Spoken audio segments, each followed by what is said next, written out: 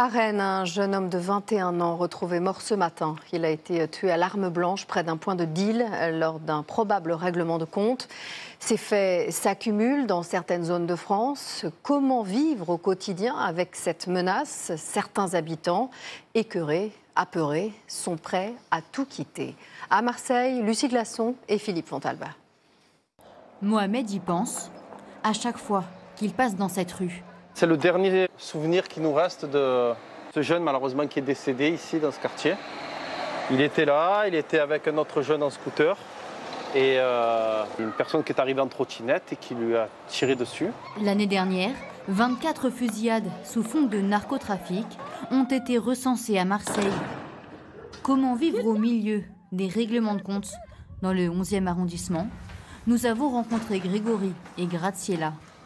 Rentré, une bagarre récemment, ça tire, ça brûle des voitures, c'est pas possible de vivre comme ça. Dès que la nuit tombe, impossible pour cette famille de rester dehors. Si je prends une balle perdue, ma fille va se retrouver sans papa, orpheline, donc c'est pas possible. Aujourd'hui, ils n'attendent qu'une chose, pouvoir déménager. C'est surtout pour elle en fait que j'aimerais partir. Parce que la faire grandir ici, si je pourrais éviter, ça serait bien. Le 3e arrondissement, l'un des plus pauvres d'Europe, au centre de la ville, est lui aussi gangréné par le narcotrafic. Soraya a accepté de nous ouvrir sa porte. Comment on vit dans un quartier comme ça? On ne vit pas en survie.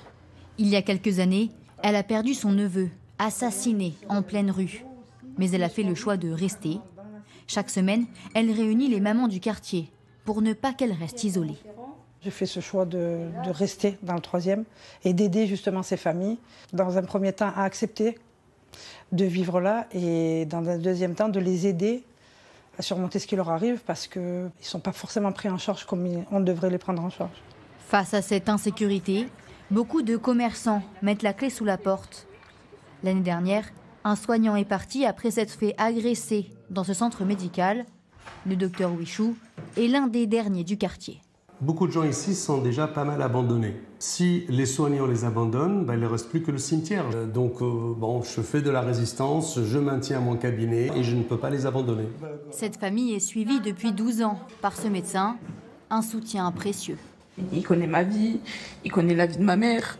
Et du coup, ça fait du bien de s'exprimer à quelqu'un qu'on connaît déjà. Il y a quelques jours encore, 2 hommes ont été blessés par balle dans le 3e arrondissement en début de soirée. Une nouvelle fusillade qui ravive un peu plus la peur des habitants.